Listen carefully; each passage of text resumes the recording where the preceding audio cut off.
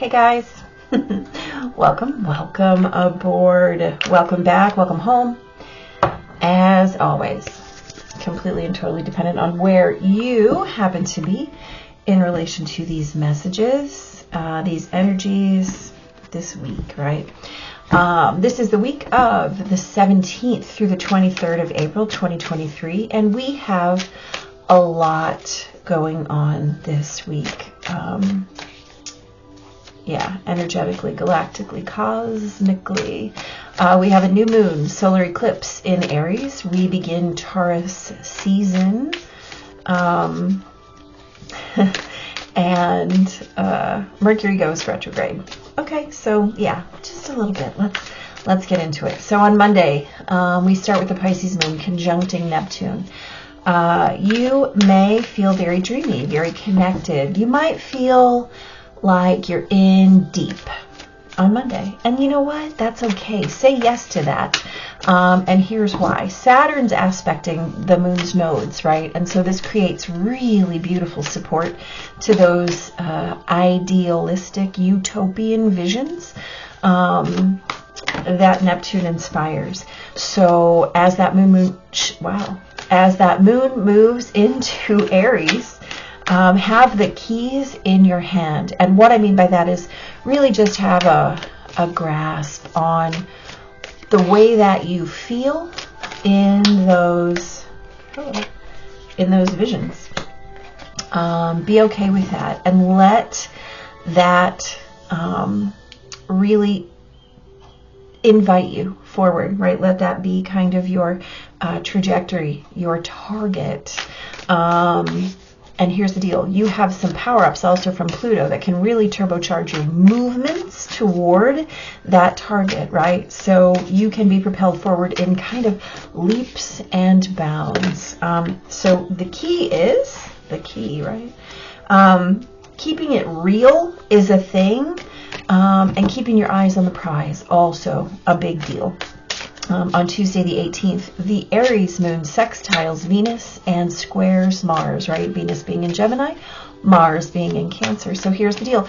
Do your connecting early. Set your tone, create your boundaries, find your alignment, right? Remember, Venus always refers us back to that felt sense of home. What home smells like, looks like, feels like, tastes like, right? And nobody can tell you what that is. Only you can. So you find your alignment with your soul there, right?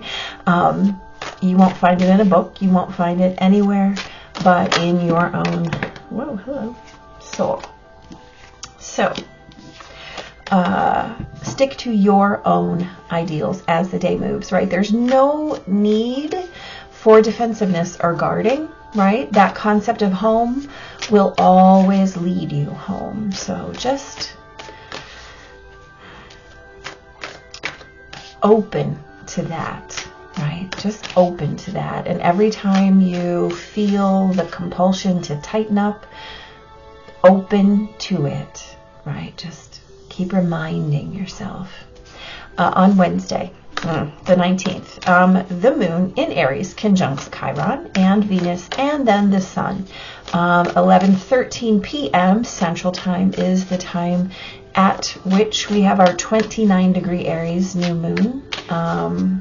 Wherever that means for you. So this day is full of potential, right? Your new story is uploading, and how you choose to step in is 100% up to you. All of your roles are highlighted, right?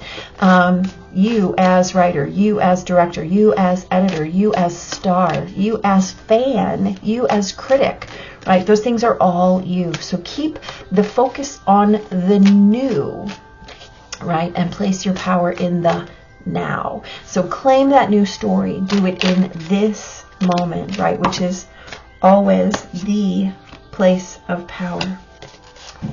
Today and every day, right? It's always the day. Yeah. On Thursday, the 20th, that Taurus moon squares Pluto. And then at 3:14 a.m. Central Time, moves into Taurus. Now here's the deal. That new moon is at 11:13 p.m. on Wednesday. The moon moves into Taurus at 11:30 p.m. on Wednesday. And then 4 minutes after midnight on Thursday morning, we have a square to Pluto. So we have that new moon squaring Pluto. And then at 3:14 a.m., the sun moves into Taurus. That's a lot of busy in that overnight span, right? So later on in the day, that moon is going to square Pluto, right? No, the sun, I'm so sorry. The sun squares Pluto. I was like, wait, I just said that. But that moon also sextiles Saturn and Mars. So here's the thing. There's a lot of mixed opinion, right, over Pluto's representation, this square to Pluto in this new moon. So I'm going to list for you some choices, right? Some choices are jealousy, suspicion, obsessiveness, repression, oppression, right? Or you could witness that as a challenge to instead step into the transformative potential, right? The opportunity for renewal, for transmutation, for alchemy, right? To shift into something new. You can choose, right? And as we have the moon and the sun both in Taurus now, again, you have that option, right? For both of those, for both of those dichotomies in that polarity, right? But remember that rigid does not need to mean overly structured, and solid does not have to mean inflexible. Your power comes in your ability to choose where to activate on that pole. So you get to choose, right? Always you get to choose. Always you get to choose what you're activating, what you're calling in. And again, that is why we do the work, so that we have the ability to witness our entire capacity in any given polarity, right? So choosing, because on Friday morning, early, the Taurus moon conjuncts Mercury. And then Mercury goes retrograde at 15 degrees Taurus, right? So this is an entirely Taurian Mercury retrograde. He only retrogrades to 5 degrees Taurus. So this retrograde motion happens even like at 3:35 in the morning Central Time, so before you're even awake. So the moon very kindly gives Mercury a big smooch before he starts that retrograde. And then later on in the morning, the moon is going to conjunct Uranus and sextile Neptune. So here's the deal. You get to contemplate what you're holding on to too tightly, right? And you're being invited to kind of loosen those bonds and embrace the space to float, right? To find, to free fall.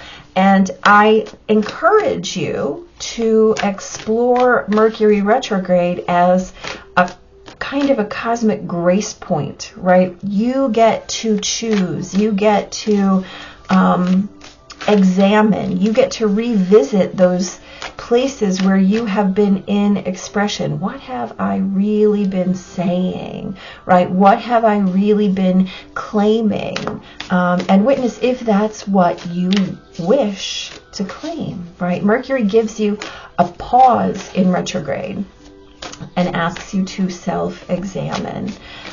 So take that. And with Taurus, right, this is all about allowing your language to not be stuck, right? Just because you say a thing all the time doesn't mean that it fits you right now, right?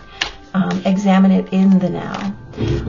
On Saturday, the 22nd, early in the morning, the moon moves into Gemini and then trines Pluto and squares Saturn. So here's the deal. On Saturday, if you have been contemplating spending a total day in bed, do it. Do it today. your mind and heart are filled with possibility, right? As is your soul. And your get up and go is going to be just as happy lounging in your house, in your bed, right?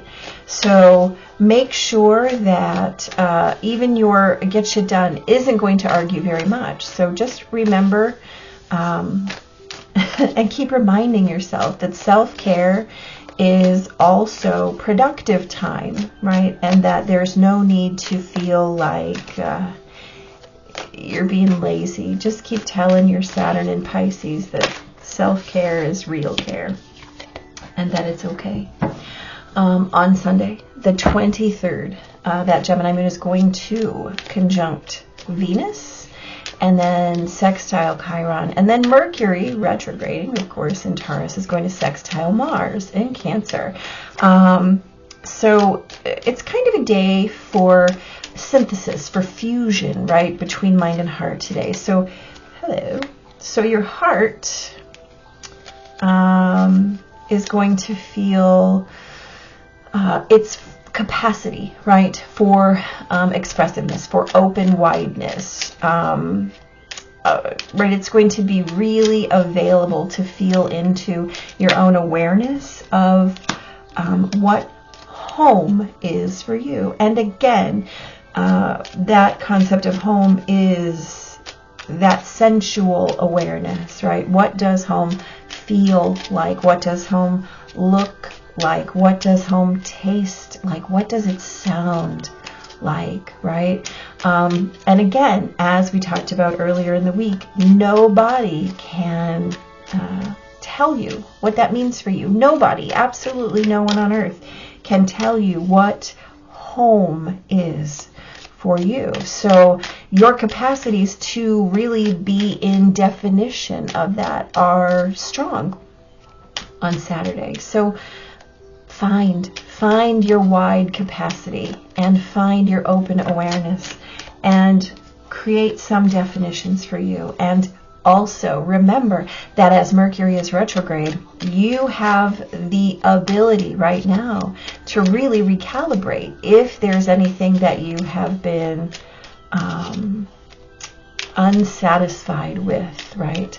And how you want to make that version of home is a reality. It's front and center, right? And so all the words, all the ways that you might express that will absolutely come, and they will come right from your heart and your soul. So trustingly, right, Mars in Cancer, trustingly open your mouth and let the new, let the new story spill out, because it will, right? It will.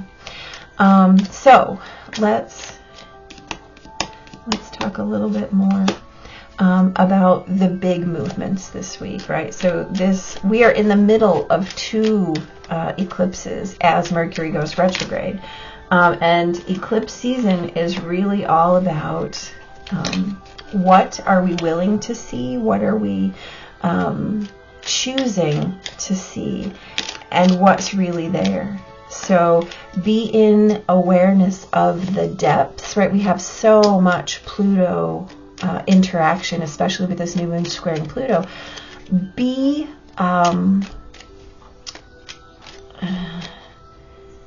deeply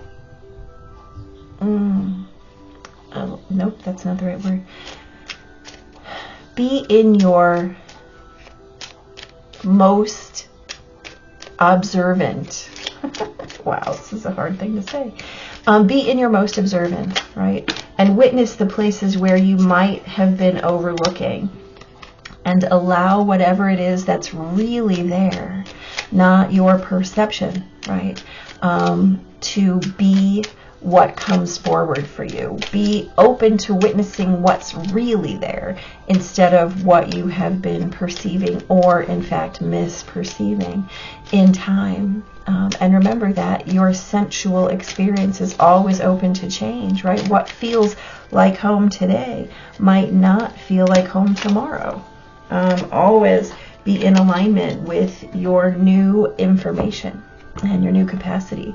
And especially as Mercury goes retrograde in the middle of Taurus, right? This is really designed to challenge your old story and the way in which you have been perceiving the world and your experience and your expression up to this point. So just make sure that whatever it is that you're choosing to witness is what's really there, and just not your standard deviation from the normal, like, this is how I've always done it. Of course, this is just fine.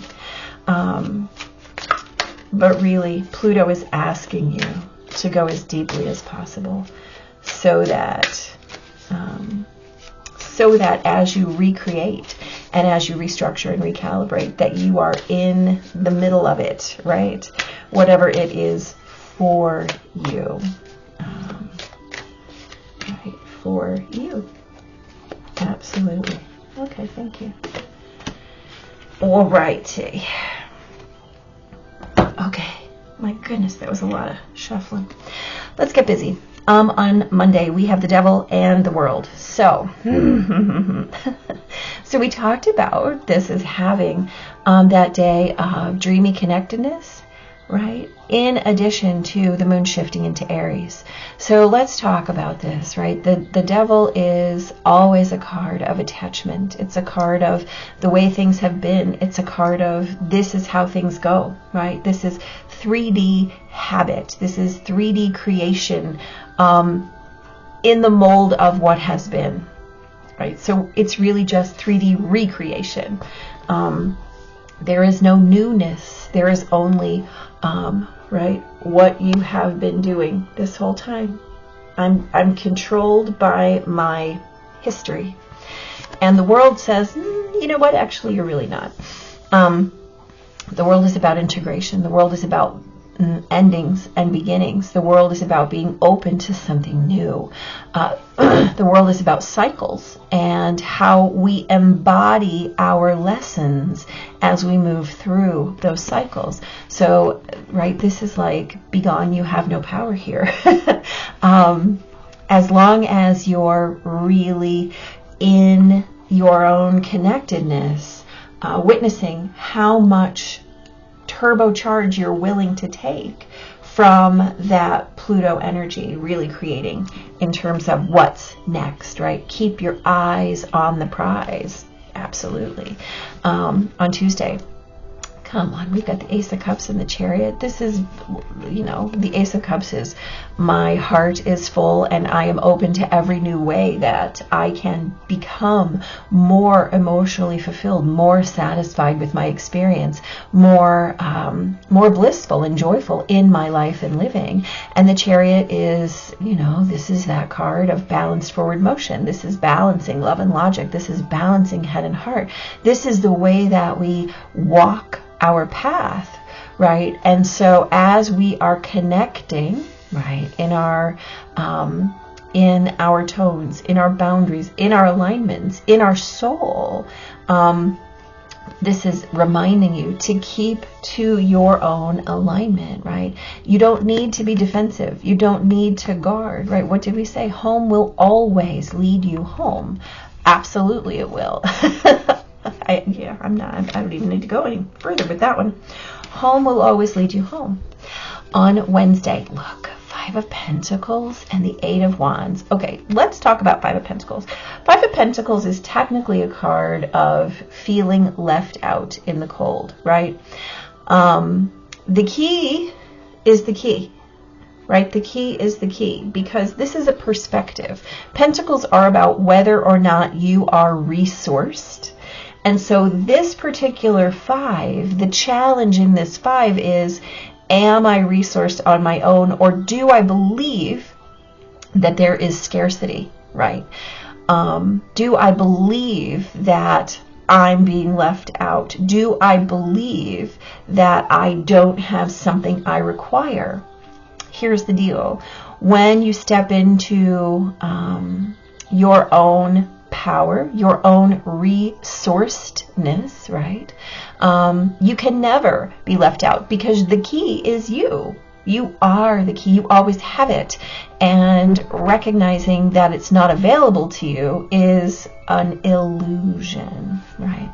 So then we have, hello, the Eight of Wands, which is about inspired forward motion, right? Inspired forward motion. And so if we talk about this as that day of an Aries new moon, ushering in Taurus season, conjuncting, as the moon moves through the day, conjuncting both Chiron and Jupiter, and then the sun, right? This is, what is your story? What story are you telling? And with Jupiter's involvement, whatever you're telling is what's going to be amplified. And as this new moon is squaring Pluto, solar eclipse, moon moving to Taurus, sun moving to Taurus right after this, you are telling this story. What are you telling? Because that's what you're claiming. So be mindful, keeping the focus on what's new instead of what's old. Keeping the focus on your power instead of where you believe you're powerless, right? Creating in the new, in the now, is what shifts this, right? That's the key. The key, which we like. Thursday, the 20th.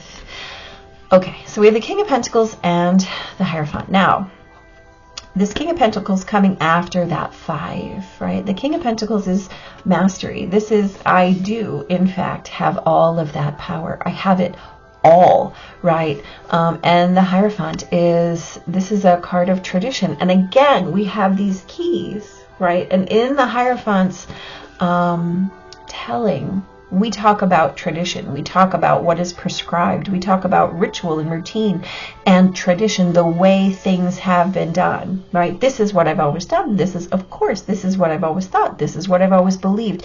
This is how I've always showed up.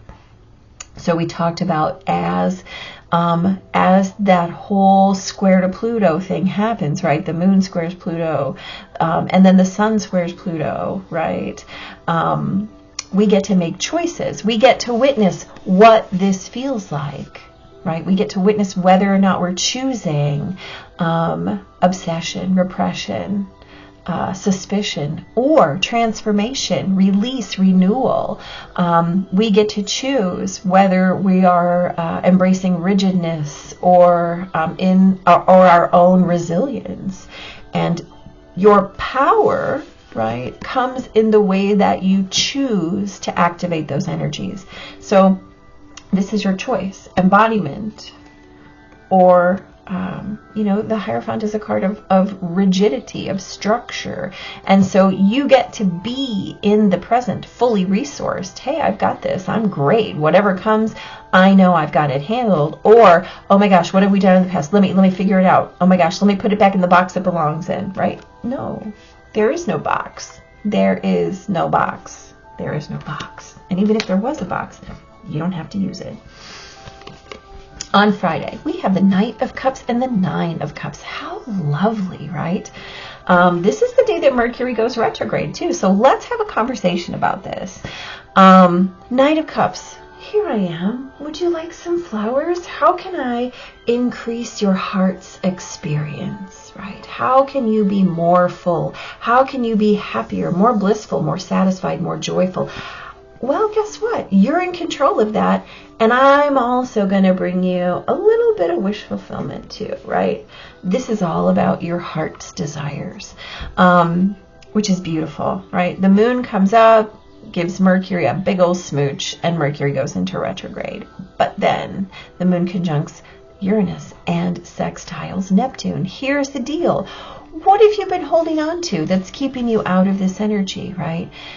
How about a little cosmic grace? How about a little elbow room? How about a little awareness of what you actually have in your pocket? And how about you claim that, right? And how about you become aware of all the places where you haven't claimed it, and then see what happens? Just try it on and see. Move forward in such a way that you know you're moving as your own fulfillment. See what happens, right? See what happens. What's the worst that could happen? You get more of the same. This is funny because this is the 22nd, and this is the day that we talked about just spend the day in bed, right? So 8 of Swords, this is about feeling bound by your ideas. The Tower is about, let's just explode that crap. We don't really need it.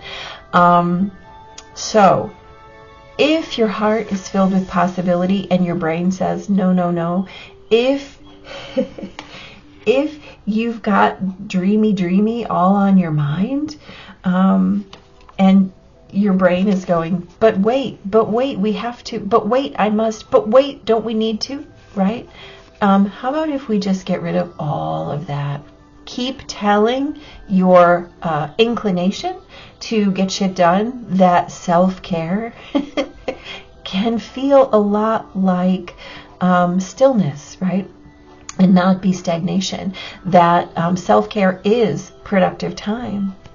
Stop being bound by someone else's Calvinist belief of what you need to be doing, and instead choose for yourself what you wish to do, right? What feels good. Certainly not standing here in this circle of swords. Let me move out of that, right? On Sunday. Okay, we've got the Hierophant again, right? And this time with the moon. So I like the way that this comes back. So we have the King of Pentacles with the moon, or with the Hierophant earlier this week. To come back with the moon, this is perhaps I don't exactly know what I want to do traditionally. Maybe I'm open to the mystery of something new, right? So we talked about this as being a day where home is really an exploration for you, and how you want to make that a reality is front and center. All the words will come right from your heart and soul. Open your mouth and let the new story come out, right? So check the difference in these two Hierophants, right? One is very structured, very rigid, blah, blah, blah. And one is laughing because he understands that part of the whole concept of how we relate to structure is a mystery, right? We have to believe first that we have the capacity to relate to a structure. 3D reality, what is it? Or is it a mystery, right? You get to pick. You get to choose. All time is now.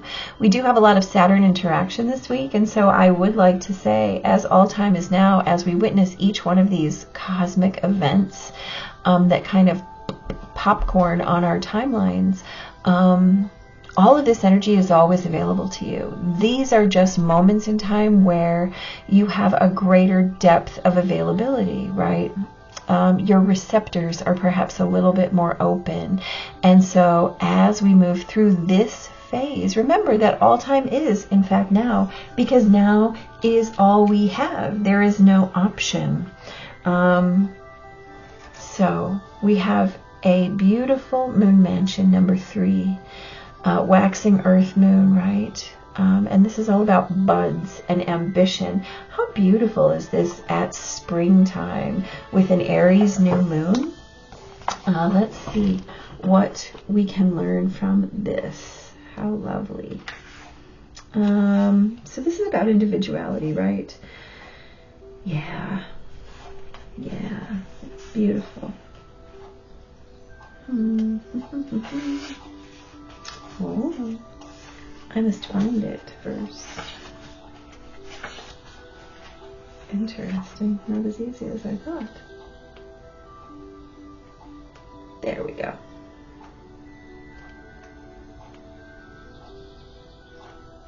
Well, I think it... There, perfect. Okay. And how lovely, right? Because as the moon is going to be in Taurus here, let's have this conversation. As the moon's light increases during the waxing phase, the project underway becomes a viable proposition, and it's essential to carry out development work to bring it to completion, right? The project is now subject to all pervasive drive. Moon in Taurus. Now that the nuts and bolts of the project are in place, this is a time of preparation for the final presentation. How the project looks to others becomes important, right? So what your perception is, what your misperception is, this matters, right? Especially as we move into this ambition phase, right? And remember, this is just an oracle card. This is not where the moon is. It's just a message, right? Now I kind of want to grab another one. Let's do it. Just because I can, right? Just because I can, I'm going to. So if you're still here, well done. We're going to grab another oracle simply because I want to. Right? What's the point in doing this if you can't do what you want in life? In life. Okay. See. The Drifter. Experiencing life as it comes. Beautiful. All right. Okay. What lights you up? Experiencing life as it comes, seeking the essence, but not knowing the form. The Drifter invites you to step out of your to-do list and ordinary routine, to feel the breeze beneath your skin. Yes, please. Calling you to follow the wind and explore life's opportunities. When the Drifter appears, it's a sign that it's time to cut the mooring lines holding you to the dock. Well, we did get the Hierophant twice, right? It's not important to know the destination before you set sail. It will become clear as you leave port, right? Do not wait for a map, as there are none to where you are destined to go. But be sure that you have a compass to keep you true. Home, home, home, right? Home will always lead you home. Yours is pure love, and your intention is to be free, even of your own beliefs and preconceptions. Come on, people. That's amazing. Few appreciate the energy of the Drifter. Here, you might not seem to be doing anything worthwhile or meeting someone else's expectations, but you are the only one who understands that others are running full out on the hamster wheel and getting nowhere. Your laziness is an underappreciated value. Stillness versus stagnation. Take a whole day in bed. Wow. You know that life will find you and bring you everything you require without your having to search for it, simply by being instead of frantic doing. Even as you let your mind wander, releasing it to go on a daily walkabout, call it back home regularly to deliver news from the cosmos. The Drifter helps you find what you're looking for, even when you didn't think you were seeking anything. Look, you can't make it up. It's all there, right? Oh, y'all. I don't even feel the need to complete that. Big blessings. Take care and be in it, right? Be in it.